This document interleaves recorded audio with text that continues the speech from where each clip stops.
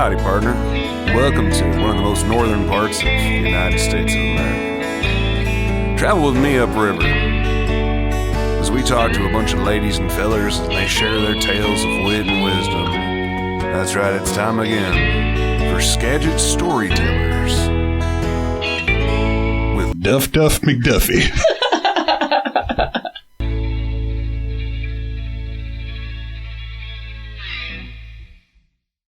Okay, so in order from oldest to youngest. Yes. Let's go through your kids. That was it. That's the one. That is it. That's Connor. That's the only one I have. Oh, no, I was thinking because you said you had two brothers. For some reason, I was thinking you had three kids. I'm sorry. No, I have four. So you have Connor. Yeah, Connor, who's 23 and hilarious. Anything in my podcast is true, Beth. You have three kids. Yes. Connor, I'm sorry you had to find out this way. But yes, there are two more. All right, Beth, how does everything sound? Sounds great. I can hear you. So Beth is in charge of the sound today. I've never had such sound issues. I think it's because I went from 3 back to 2. I don't know. Or is it a full moon again? I think it's a full moon. I don't know. Maybe Mercury is in retrograde. I wanted to bring up the romance novel thing.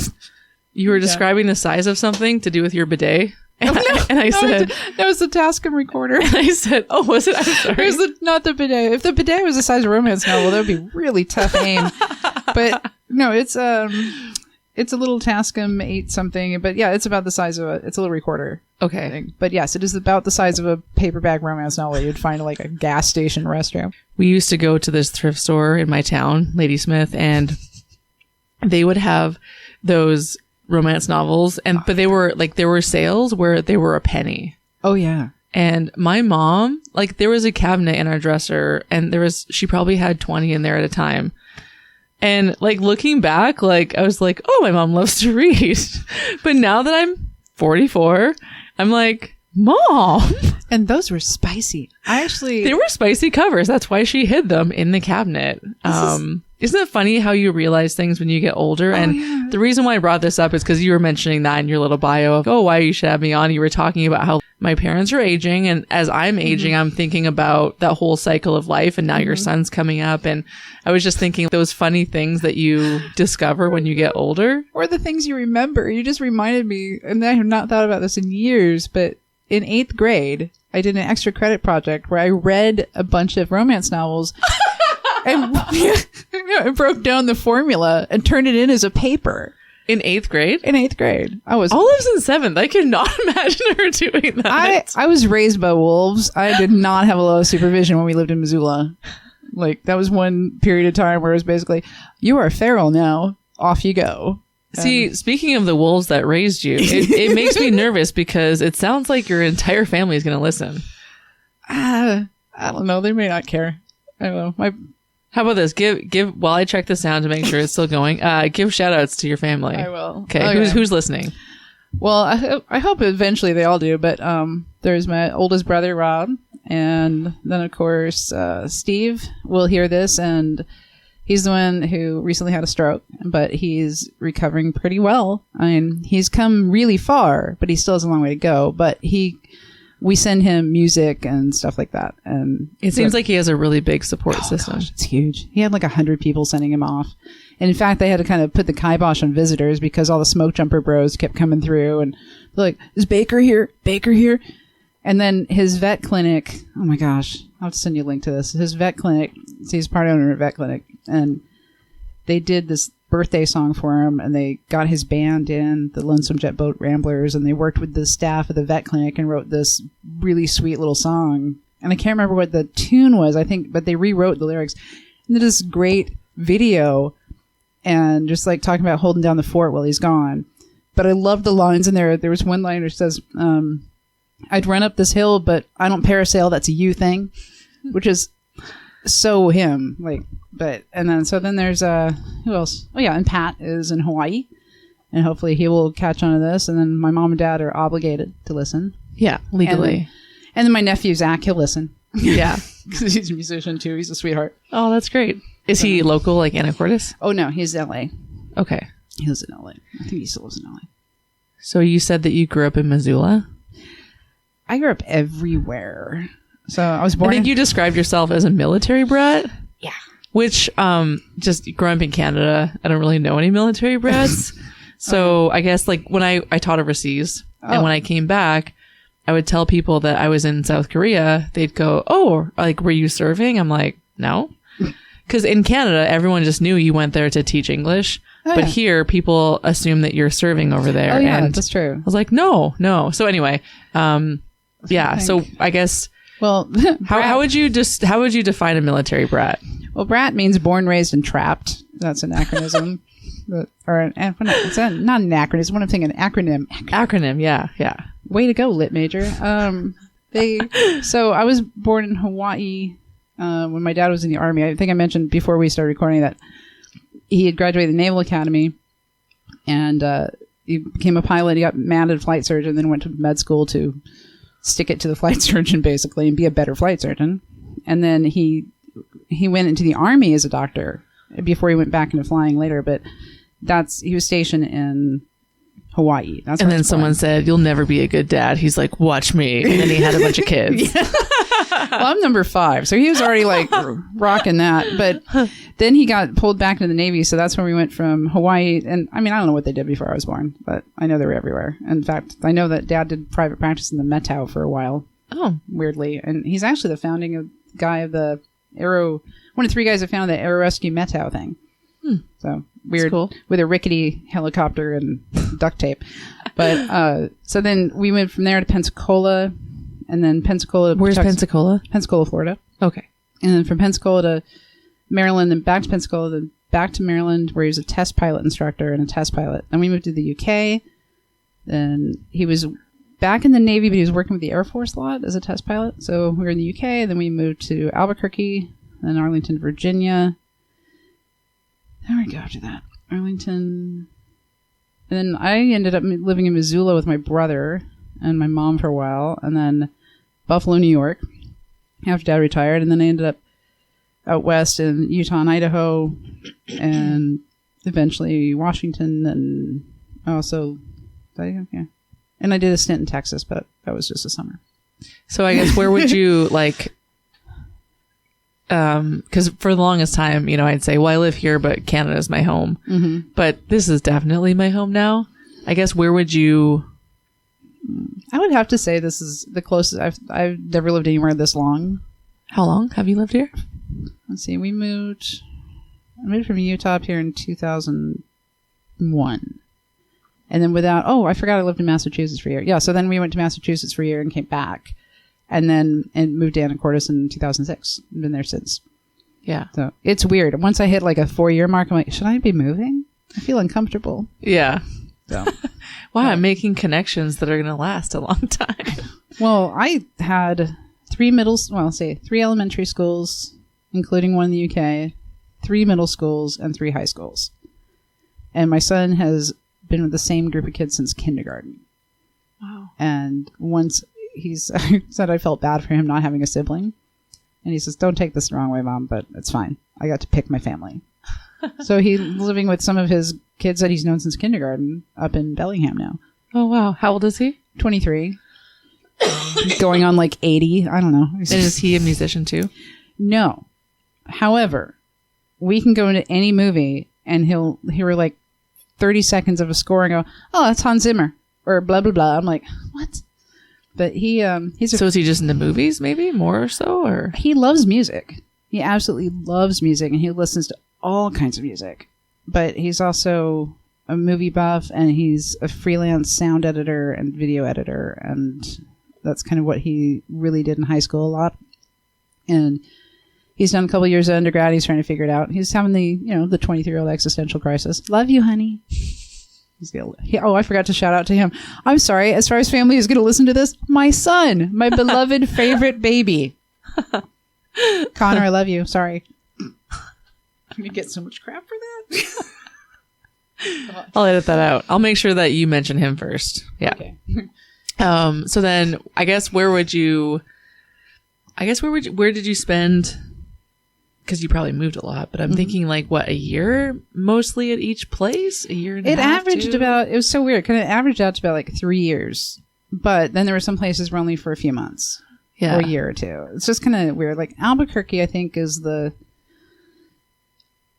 was 4 solid years. England was like just shy of 4, but on average 3 to 4 years. Yeah.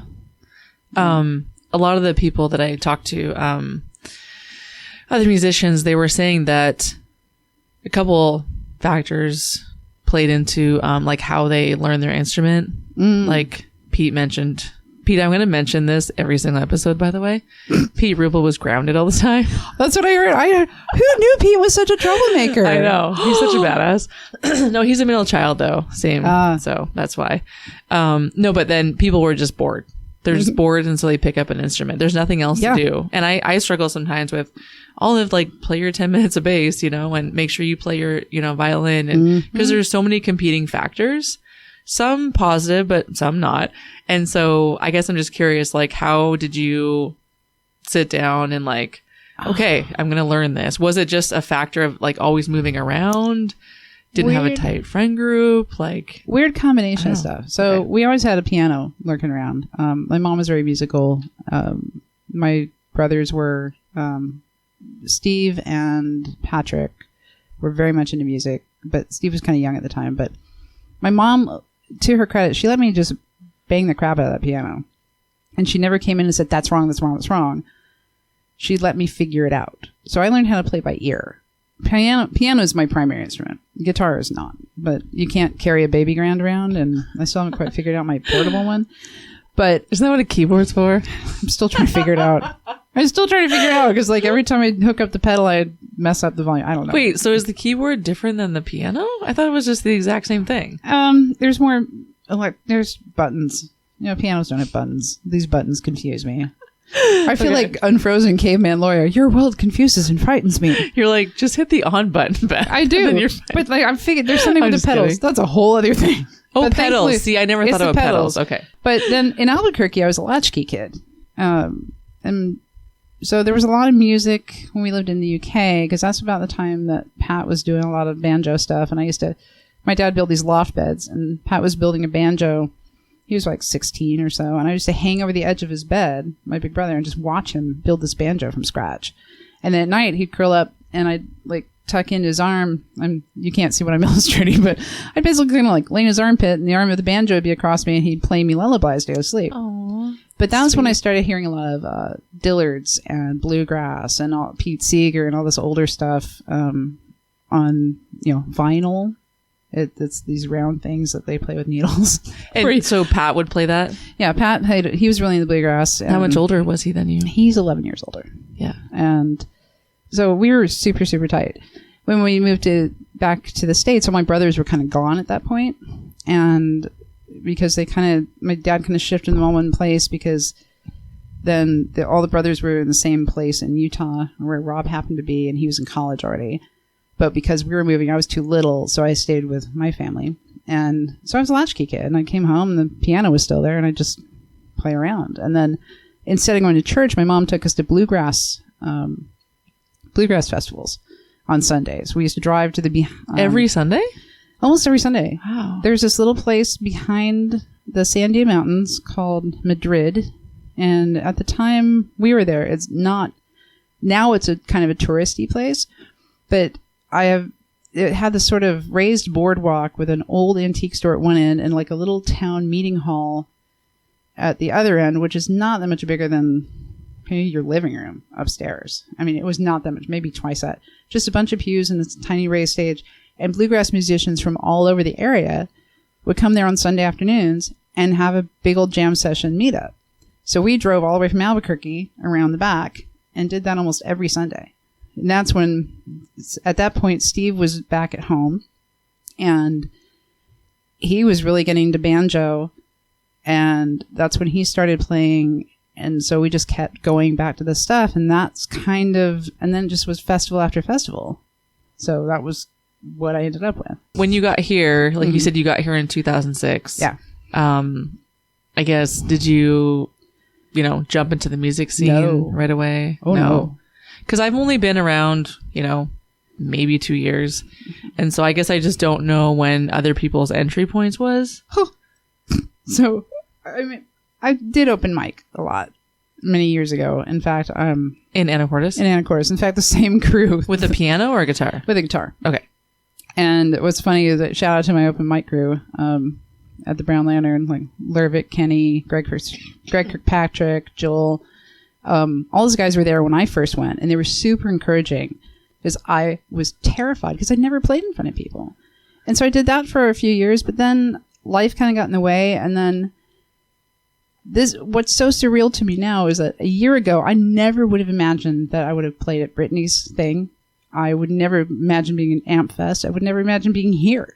But I was invited to do a CD, and I still don't know how Summer got me involved in that. I don't even know how she knew I could sing or play or anything unless my kid ratted me out to her daughter. But she invited me to be part of the singer-songwriter Women of Fidalgo. The theme was COVID, and that's when I wrote Last Call. And that was about losing my brother, Michael.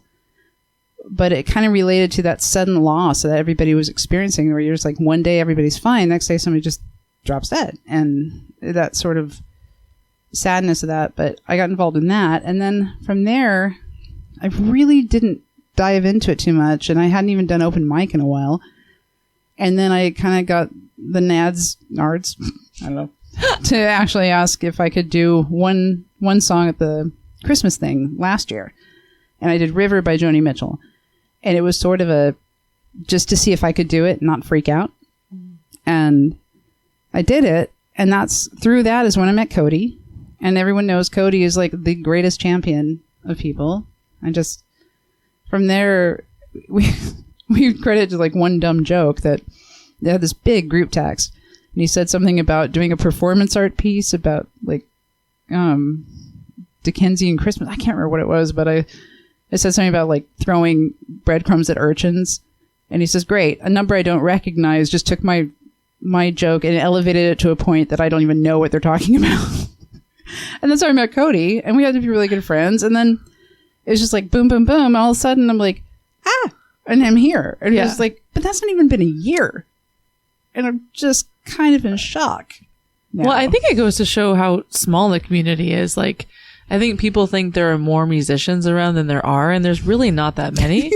And so you just end up meeting and playing and interacting with all of them. Oh, it's insane. He had me do that thing at the Lyman, part of his series, the same one Pete did, and everybody else. And then I got a gig at the Lyman, and then I played with the Straps for a while, just doing backup harmony, and that was fun, and I had a great time doing that, and now I'm doing more of my own stuff, and it's just kind of surreal. Cody's talking about helping me do an album. I'm doing a podcast. I do a little segment on his podcast, and then... Oh, the radio one. At the space station? Yeah. So I do the old time women, old time music. Yes. Yeah. Yeah. And then, so from that, now I'm starting my own podcast. We record next Monday. Oh, wow. It's, and somewhere in there it's insane. Well, and what's your podcast about? It's mainly about songwriting specifically. It's like kind of having people come in and break down like some of their favorite songs that they've written and the process and what they went through and why the choices they make. Because I think there's a lot of songwriters out there that think, oh, I can't do this. This is too hard. And everybody's got a different method. But and it was kind of Cody's suggestion as a thing to do. But then as I was thinking about it, it made a lot of sense because there's a lot of musicians out there or people who would be songwriters if they weren't so scared of it. And so I'm really big on the humanities because it's how we know we're human. And the idea of doing that, and so that there might be a up and coming musician who's really struggling, but maybe they'll hear somebody else who is doing really well, but also struggles. And maybe through that, they'll figure out the thing that's missing that they can do the thing. And it's just that it's part of that paying it forward, collaborative, everybody's an artist kind of thing. Does that make sense? Yeah. Yeah. Was there something that you heard that someone said that sort of pushed you a little bit? Oh, yeah. Directly, actually. It wasn't so much a heard in the distance, but I was working on a song and I ran it by Cody and he's like, you can do better. Which is true. But I think it's something about like it's the origins of the song. They wrote this called This Road. And I think I said something about mountains or something. And he says, yeah, but which mountains, which desert, which this? And then it turned into an entirely different song because every place in that song is somewhere I've been and experienced. But it's kind of about being sort of that vagabond and never really feeling settled anywhere. But that was, that was something that Cody pointed out. It's like, don't leave it at this layer, and I can't remember exact terminology. I'm sure it was a lot smarter than I'm making it sound. Use your words. Yeah. But it was more just like, take it down that level to the details. But at the same time, you don't want to get too bogged down in details or you get so verbose where it's just like, oh my gosh, am I listening to an essay? But it's just a balance. But that was one. And I don't remember who else I was listening to. But that's one that sticks out, was just like take it down that other level. But also I started listening to, there was Sarah Ross, is that the name I'm thinking of? She wrote a song called Take Me Back, and it's so simple. It's just 3 stanzas, and it's not super elaborate, but man, does it pack a punch. It's just like right in the gut. And it's just a beautiful song. And every time I listen to it, I cry. I'm like, oh my God. But it's a perfect example of, it doesn't have to be much. It just has to hit. When you gave me your little bio of, why you should come on, I think you said imposter syndrome. Oh, God. 4 times. Oh, it's terrible. So now you wrote that months ago, like we said. Life has changed for you and I a little bit since then. Yeah. Is that still a factor, though? Do you think that ever goes away? Well, it's funny. This just came up the other day in school. As we have these discussions. Wait, you're in school? Yeah. We haven't touched on that yet. That's like getting your GED. Oh, no. I'm just kidding. I'm joking. I know what you're getting. You're getting your master's, right? Master's in Fine Arts and Creative Writing and Publishing. But we have the discussion board. I graduate December 22nd. And then I planned my nervous breakdown for January. Oh, okay. I got to schedule. Give yourself a few weeks off. Got to schedule that shit. I don't have time otherwise. But in the discussion board, we're going over, it's our final thesis capstone. And one of the discussion questions was, pose a question to your classmates about how they can help in something. And one of the people said, I'm really struggling with imposter syndrome. And I was thinking about it, and I thought, what? We are actually the only ones that think we're imposters. Everyone else just listens to us, and they go, oh, that person is singing a song. Oh, that person read a story. No one's thinking like, aha, they're imposters. They're fakes. We're the ones who put that on ourselves. We're the ones who are like, oh, someone's going to see I'm not really good at this. Well, if you're not that good at it, you wouldn't be doing it in the first place. And even if you weren't that good at it, it doesn't matter, because there's so much out there that there's something for everyone. So there might be something that I don't want to listen to, but somebody's going to want to. And we really limit ourselves when we fall prey to that. But it's brutal, and I've gone through it. And then I think I just got too tired, like just physically and emotionally just tired. I'm like, oh, don't have the energy for imposter syndrome anymore. That takes a lot of energy. It does. It does. And again, we're doing it to ourselves. No one is telling us we're an imposter. In fact, they're like, why don't you do more? I don't know. Because I'm an imposter. Huh? No one. It doesn't make sense to anybody but us. I think, I don't know if it's an artist thing, a woman thing, just general a crazy person thing, but we overthink stuff. So to the point of, one of the things in working on my thesis, what was slowing me down, I was trying to edit as I was going. I'm like, what am I doing? I've got 80,000 pages I've got to work on. Why am I trying to edit as I go when I'm going to have one big thing at the end? And I have to remember that the initial draft is like a first date. You don't know where it's going to go. You don't know what's going to stick. You don't know what has any value until you go to round 2, date number 2, when you start doing the editing and the fine tuning. And even then, it's still a shit show. I mean, sorry, crap fest. Oh, you can swear in here. It's like you're trying to pick apart your blind date and you haven't even met him yet. Exactly. Just do the date and then figure it out. Get on the page or get on your instrument. One of the things that sticks with me is something Dave Grohl said years ago when they won the Emmy for something they recorded on analog in their garage or whatever. Oh, And wow. he was talking, I wish I should find the speech, send it to you, but he said something about it's just about getting in front of your microphone. It's just about playing your instruments. And he was talking about how computerization and all this other stuff has kind of taken that away. He goes, you may not hit every note great. And I've heard him talk about this a lot. It's like you might be flat sometimes, but you're doing it. And it's just a matter of just get in front, just do your craft. It's not, don't overcomplicate it. I'm totally paraphrasing. He said it's so much better than I am. But I totally understand what Tim's saying, because there are some songs where I've written something and don't touch it for years, and then I'm writing something else. I'm like, oh, that would fit here. Or sometimes I write songs and the music at the same time in the car or in the shower, which is why I keep a grease pencil in the shower. A grease pencil? Yeah, What's like that? Grease pencil is what my dad had them around because they, on the knee pads in flight suits, that's what they use to write things on their knee pads. So then they can wipe them off later. And if they're like getting instructions or something, so they always have them in their flight suits and then they write them on their knee pads. They are these clear pads. And then I would have these great thoughts in the shower and know where to write them. And I can't grab my phone because I'm in the shower. So one day I got a pack of grease pencils. And when I have a lyric or something I've been struggling with, I write it on the shower wall. Oh. So it's somewhere between Beautiful Mind and Helter Skelter in there. It's really, because like you pull back the curtain, there's like a few tiles that have like scrambled notes on it. And you're like, oh, just pull that curtain back. But it helps because that's usually something about the rhythm of the water, or if you're in the car.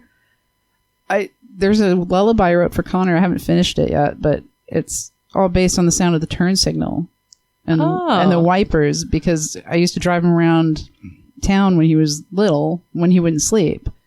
I'd stick him in the car, and it's called Turn Signal Lullaby. That's actually... Oh, that is so sweet. I haven't finished it yet. Sorry, kid.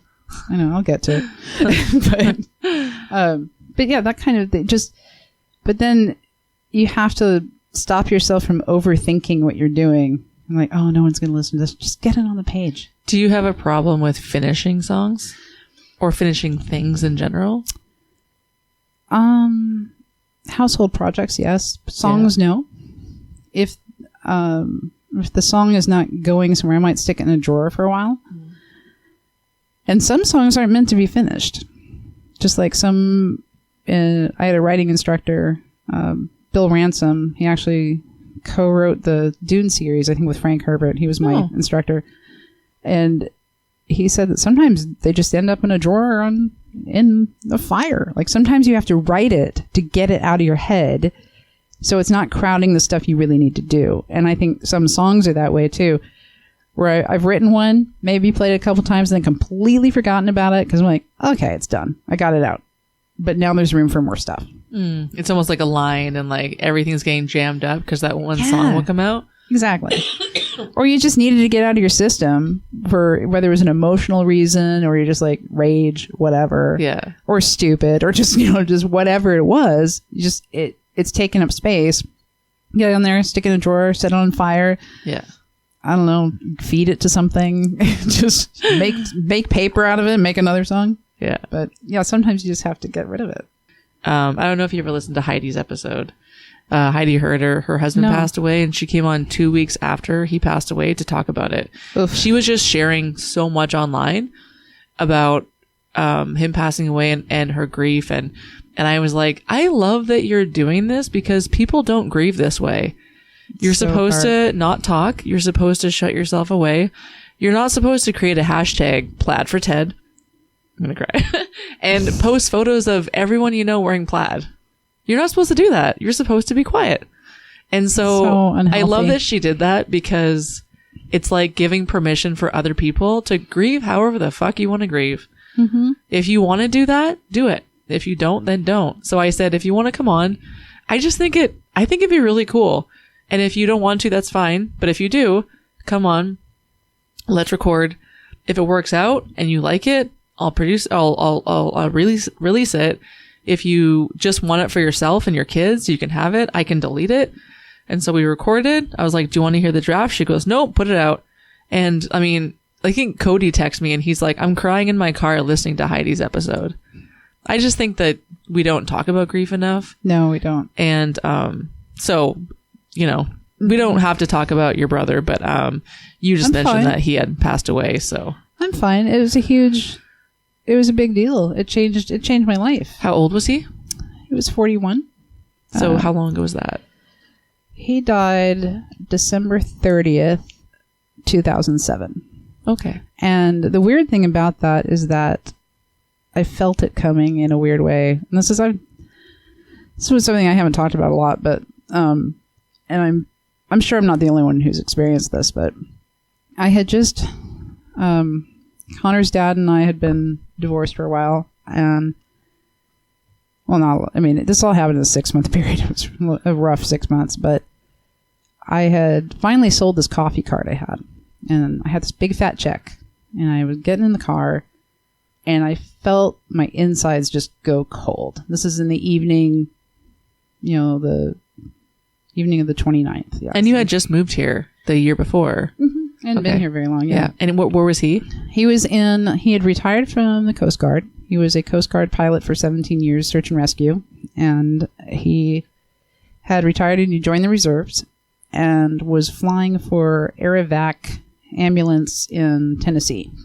And he would fly like rural ambulance and body parts and like heart donations and stuff like that in coolers and flying them around. And then he didn't usually do search and rescue stuff for them.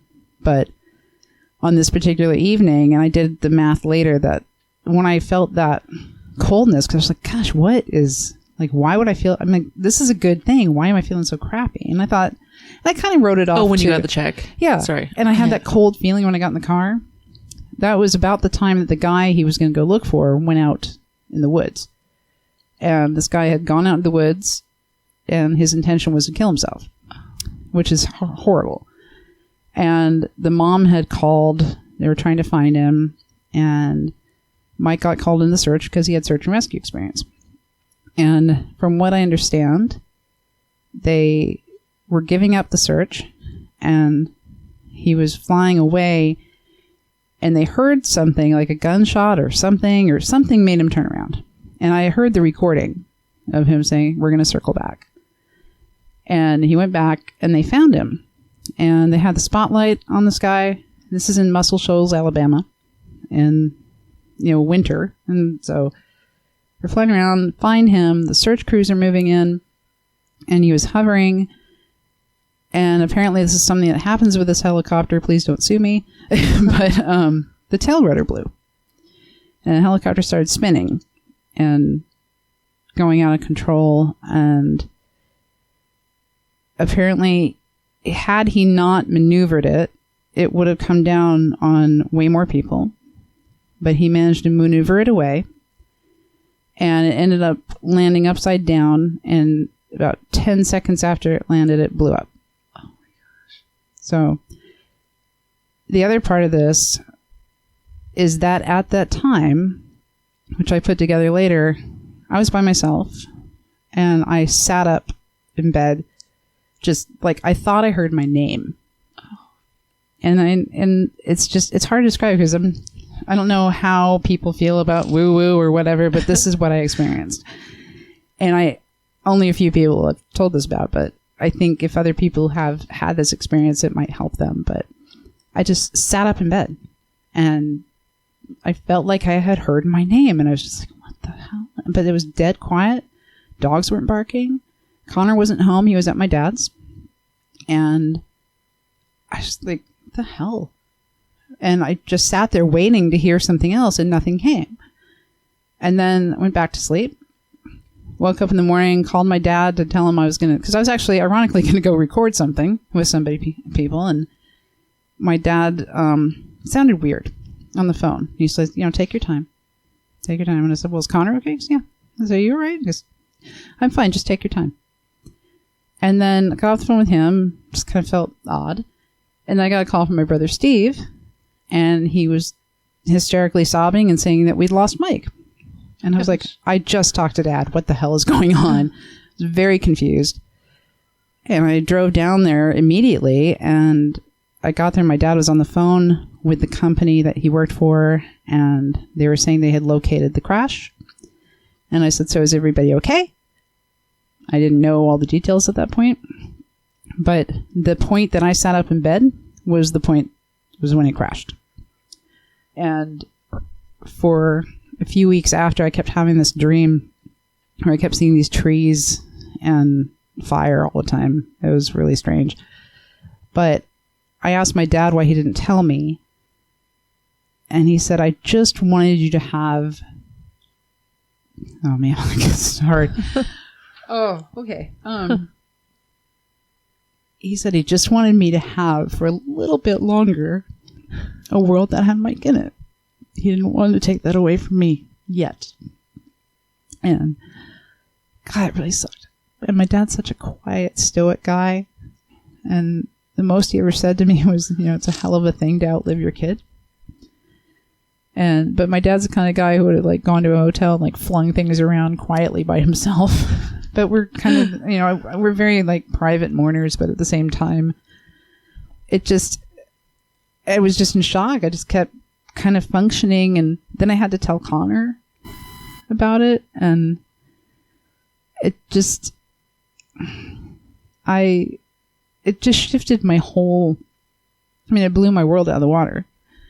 And ironically, just with everything that's been going on this summer, and I was like, I can survive this. If I can survive, I was telling you earlier, if I can survive Mike, I can survive anything. And then 3 days later, Steve had a stroke. I'm just like, oh, you fucking kidding me right now. But losing Michael was, you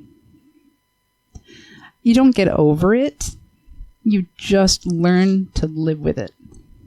You don't have a choice. It's a daily thing. I can look at pictures of him without losing it. But then every once in a while, it just hits me out of nowhere. And it'll be something dumb like a Neil Diamond song, and I swear he haunts my playlist because I inherited his music and his iPod and stuff, and yeah, I put a lot of that music on my streaming. And if I'm having a really shitty day, and all of a sudden I'll be like, Styx will come on, I'm like, and then Billy Joel and stuff I don't hear a lot on a regular basis, and then just all of a sudden it's like that, like Neil Diamond, Styx, Billy Joel, Barry Manilow, like, what the fuck? And then at final I'm like, okay, and then it'll be Colin Baton Rouge. I'm like, okay, you know what? And sometimes I get really mad at him because all the stuff I'm doing for my parents that was going to be his job. But there is a piece of me that I will never get back. And it sounds so defeatist, but I won't. He's just gone. And it just kind of changed how I looked at things. And it wasn't just him in the helicopter. It was him, a father of 4, who was an EMT or nurse, and then another nurse, Tiffany. So it was Alan Bragwell and Tiffany Miles. And they deserved to be heard too. And she had just come off maternity leave for her second kid. And I was so angry at that guy. There was so much rage, so much anger. And I wrote all these letters to him and then burn them. Write him and burn him. And then I found out years later that he had turned his life around and became a minister and got a family. Wow. And he credits their sacrifice with his life now. And that made it kind of feel better. And having grown up on test pilot bases, I went to a lot of funerals. I would be at a friend's house and their dad would be there one weekend and then he wouldn't be there the next. And so experiencing that firsthand, it was so hard. And I was so angry. So pissed. But then we also think, well, it could have been a drunk driver. It could have been a convenience store hold up. There's so many different ways, but he went doing what he loved. And he was the kind of guy who took all the shifts for the married guys with the kids, because he wasn't married, didn't have any kids. He didn't think it was fair because his job was so dangerous. And that's what he was there. And so I kind of I made the commitment to live a life that was worth saving, which sounds really, sounds worse than it is, but I wanted to be something that somebody would worth risking their life for, even though Mike didn't choose who he got to risk his life for. And this guy could have turned out to be a total scumbag and done nothing with his life, and I would have been furious, but it just really made me want to do things. And I find myself when I'm slipping and kind of feeling like despondent and think, I'm still here. Yeah. But it breaks my damn heart. So I always think of with every, someone, a loved one passing, obviously there's a million things that could have been better. Mm-hmm. I wish they were here for another year. But then at the same time, it's like, well, at least we had them for this long. At least they went this way. At least I got to say bye to them. My mom passed away when I was 23. Oof. So 21 years ago. And then Spencer's mom passed away 3 years ago. Oh. And so it's interesting to see the grieving process after 3 years, because it's like I forgot what that was like. And for him, it's like he'll put the Cranberries on and I know what mood he's in. Like, there's a reason why we had Dreams. Dreams by the Cranberries at our wedding. I said, we shouldn't have this on. You're going to cry. He goes, I don't care. It needs to be on. So his dad walked me down the aisle, and we had Dreams playing for Darcy. So, but yeah, whenever like little things like Olive will just do something amazing, and I'll be like, I wish she was here. I mean, she never got to meet Olive at all, not even close. And so, but there's so many things that Olive will do that I'll think, you're so much like my mom. Like, just so funny and just silly and just quick-witted and just so kind and hardworking, but yet hilarious too. I'm like, you are my mom, I see that in Connor. Connor's so much like your Michael. brother? Yeah, really? I see just his sense of humor. It's like, I know a lot of people write songs about like just stuff that happens in their life. Mm-hmm. Have you written a song for Mike or thought about it? Yeah, that's the one I was talking about last call. Oh, okay. Yeah. Yeah, I mean, I'm happy to play that one. I mean, not happy. See, we were talking about what song you should play. I think you should play that one eventually. Okay. Yeah. I can finish that with them. The sad thing is, I just think of, and I think anyone who's grieved, and you, and maybe, was it Heidi? Yeah. There's a period of time, and my friend Aaron Howell, who plays guitar in Fidalgo Swing, he lost his sister to a stroke a couple of years ago. And he said something to me about, I understand what that was. Like, not that he didn't understand, he was never unsympathetic. I don't want to imply that at all, but he really could feel what it meant to lose your best friend who was your blood. And I think there's a period of time you go through, and I did this with Mike for a few months, which was you go to the store and everyone's just getting stuff. Like nothing happened. And you want to go up to people and shake them and go, oh, see, now I'm going to get emotional. And it's not even that someone passed away. It's that you know what this person was. Like, you knew what your mother was. I know what Michael was. And just, this is a guy who spent his weekends at nursing homes playing piano for people and dancing with old ladies.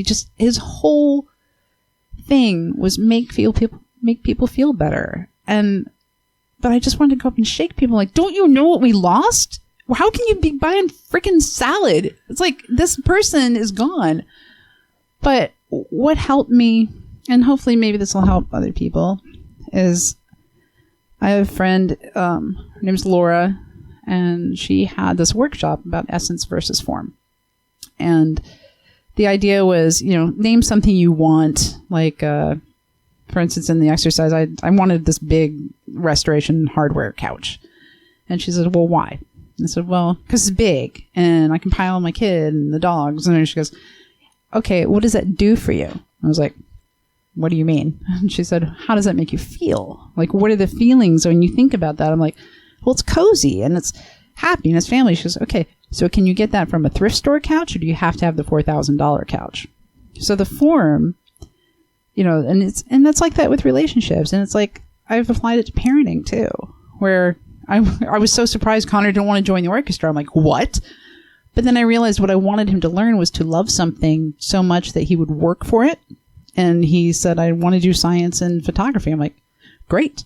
So but I had to check my ego and take my ego out of it and look at the form versus the essence. But with grief, what got me through a lot of it was I didn't have Michael anymore physically, obviously, but the things that he was, generous, funny as hell. He really was the funniest kid. And none of us have like matched up yet. But he was so funny and so generous and so compassionate. And I just started making a conscious decision to have that in my life, in the people around me, and to create it. And so I'm surrounded by funny, generous, kind, compassionate, talented people. And it's just, I see him in all these things. And it might even be, not even be a person, maybe something I do for myself.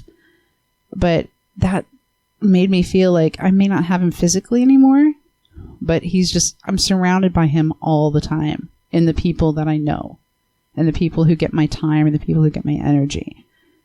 And that just made a huge difference. And the other thing I learned was, don't fight the waves of grief. I read an article where they were talking about, if you're standing in shallow water and a wave comes, you try to stand, it's going to knock you on your ass. But if you just kind of let your feet come off the sand and just ride the wave, you're going to get over it and down in the next trough, and there's going to be another one. But just to feel it. So those two things helped a lot. And just, I don't know, just being grateful that I had him at all. I say, my mom passed away. I only had her for, 23 years. Some people have a mom their entire life and their mom's not very good. Or they only get their mom for 5 years. Mm-hmm. Or, so I don't know. I feel like she taught me enough to be a good mom. You are a good mom. Thanks. You are a great mom. I try really hard. Teaching and momming are like, okay, gotta work really hard at those. I like to think it all works out somehow. I don't have a specific religion. Yeah. I'm more an optimist, because I can't imagine there's so much on this planet that doesn't sync up somehow. Yeah. Otherwise, how can everybody be right and everybody can be wrong? It's just, it'll sort itself out. And the one thing that we all share that we can't really argue about is time. Mm-hmm. And which we're running low on. But I want to say that I really like, there's little tiny pieces of language that I like, that I tend to like gravitate towards. And one thing that I've been doing lately, the last few years, is instead of saying I have to do the dishes, is I get to do the dishes. Yeah. And also, I really love that person. They're so great, but no, I love that kid and he drives me nuts. Yeah. Because two things can be true at once. 100%. And I noticed that you said, I choose who gets my time. And I think that that's really big. You mentioned imposter syndrome. Were you also a people pleaser at some point? Oh, yeah. I'm getting vibes. Okay. Oh, I used to be. Now I like, my fucks are all out to pasture and I don't feel like calling them in. I don't have a border collie anymore. I used to have border collies and they might have rounded my fucks up, but sorry, family. But it's like, everyone has 24 hours. Mm-hmm. Whereas before, anyone that asked you for anything or even just tried to get your attention, you'd probably respond to. 100%. And how old are you? 44. 44. Okay. So, yeah. I'm older than that. It's my birthday on Saturday, y'all. But here's something So I had planned to do this MFA right after I did my bachelor's. And then all of a sudden I woke up and it was 25 years later and I was like, what the fuck have I been doing for 25 years? And, in that time I've had a kid, I would not change a damn thing. I would do everything all over again if I knew I'd get this kid. I don't know what lined up in the universe that I got this damn lucky. Yes, I'm talking about you, you little punk. I love you so much. But he's such a good kid. He's just a good human. He's a good human being. And I don't care what he does as long as he's happy and as long as he feels fulfilled, and he's really good at taking care of himself. He's got self-care. He's way ahead of the self-care game than I am. He's not perfect at it, but he's much better than I am. But he does things for himself, and I'm so proud of him for being able to do that. And I credit him with me going back to school because he was talking about... So I actually was accepted at Western right after high school. I was living in Buffalo, New York. I've been accepted to the English program at Western.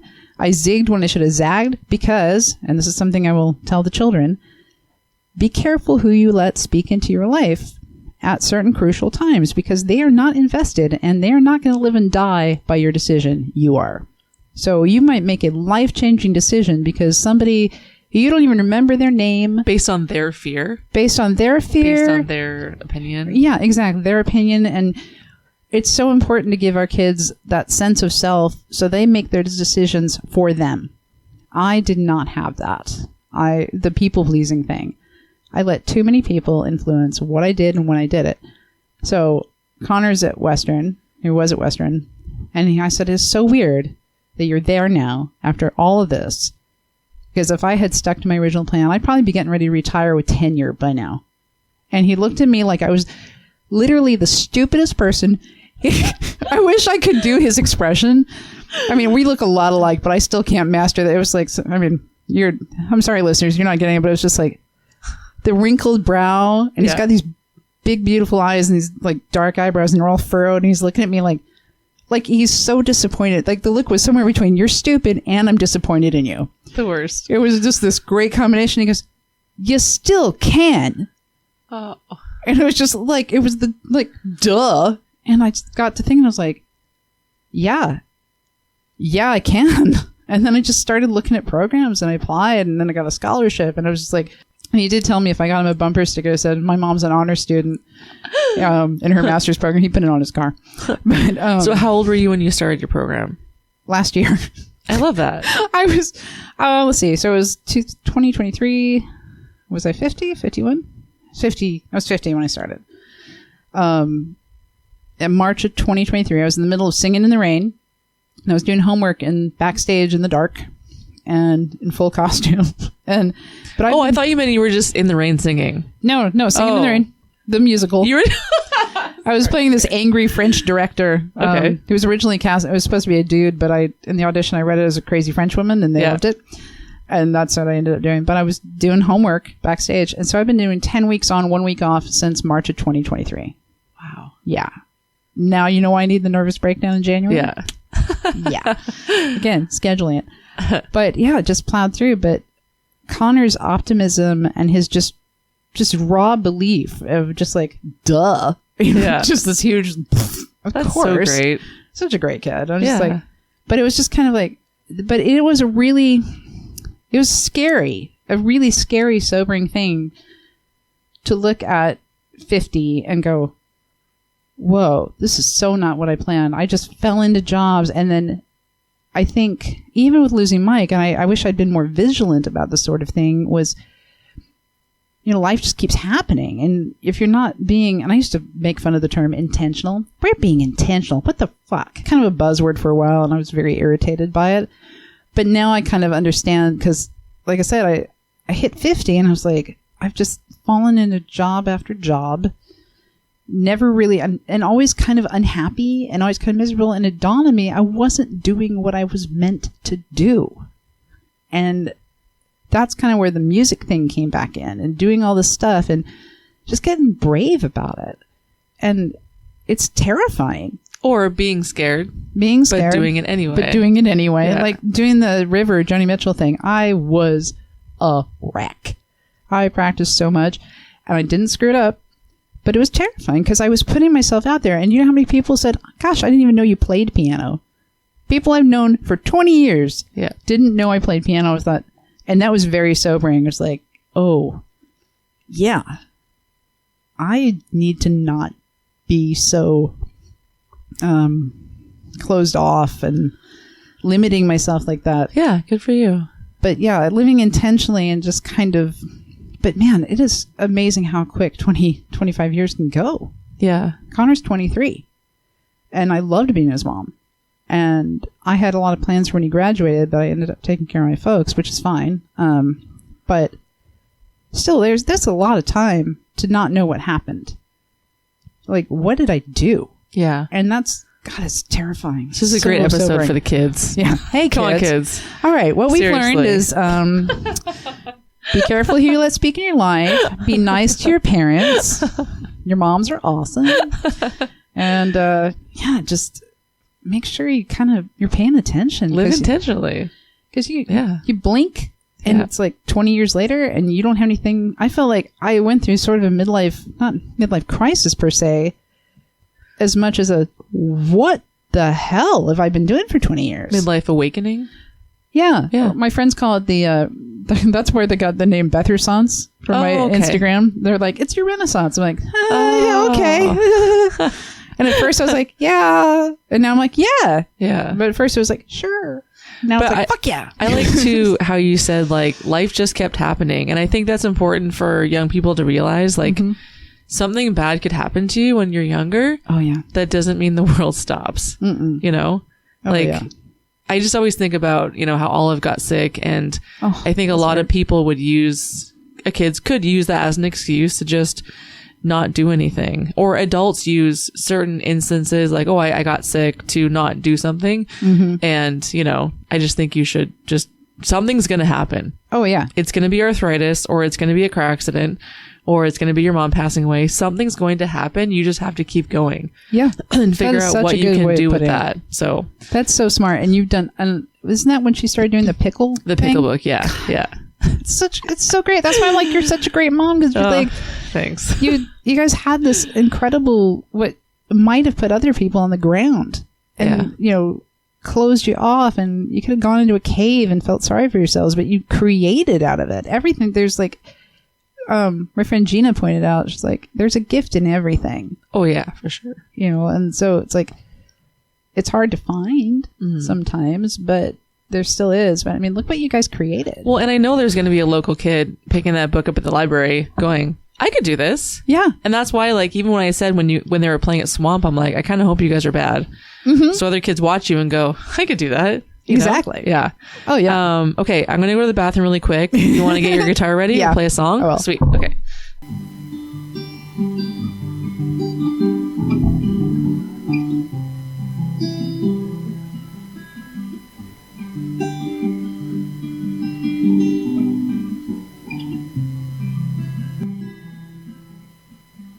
Bury in the garden all the dreams I should forget. Scroll into the dirt all the secrets that we kept. Hidden parts of broken hearts stay quiet in my eye, and it's tearing me apart, tearing me apart. I don't want to be a hero. I don't need a reason to be brave.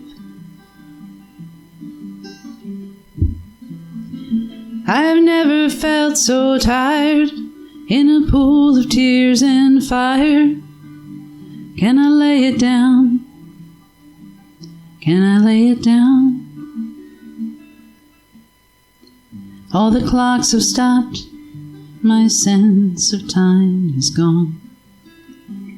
I'm the one who lives with this when everyone is gone. I still try to hear your voice. Close my eyes, you're never there. And it's breaking my heart, breaking my heart. If I'd known the last call was your last, I'd have never said goodbye. I'd have held the line a little longer, said I love you so much stronger, never let you go. Little did I know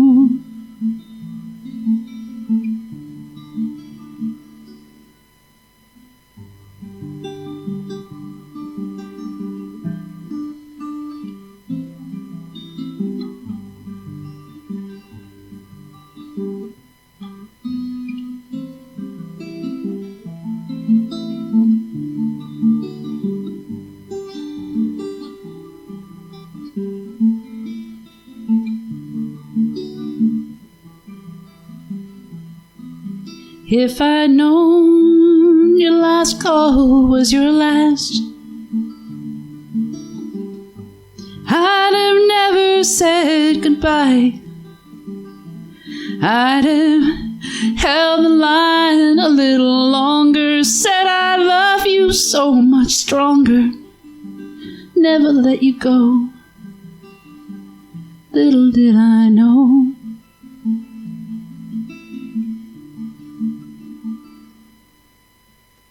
Bury in the garden all the dreams I should forget.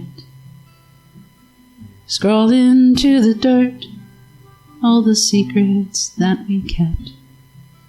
And it's breaking my heart, tearing me apart. Can I lay this down? Can I lay this down? That song, that's a hard one to do, but I'm glad I got to do it. No, you did. It was great. Okay, so when you get your master's, you'll start booking shows again. So 2025. It sounds like so long from now, but it's not. It really isn't. And yeah, I guess if you're doing anything, I'll just mention it. This should come out mid-November. Okay. So yeah, I should be well into it. I'm going to be gearing up for the nervous breakdown right about then. So. And then we can post about your podcast. Yeah, that you're doing. So Cody's my first guest. Oh, of course. Yeah, I call him the Bard of Cascalacha. I like that. That's good. He's just like, I like that. Yeah, he's such a good dude. We love you, Cody. Yay, Cody. Yeah. Well, thanks for coming over. Thank you. That was fun. Yeah, I had a blast.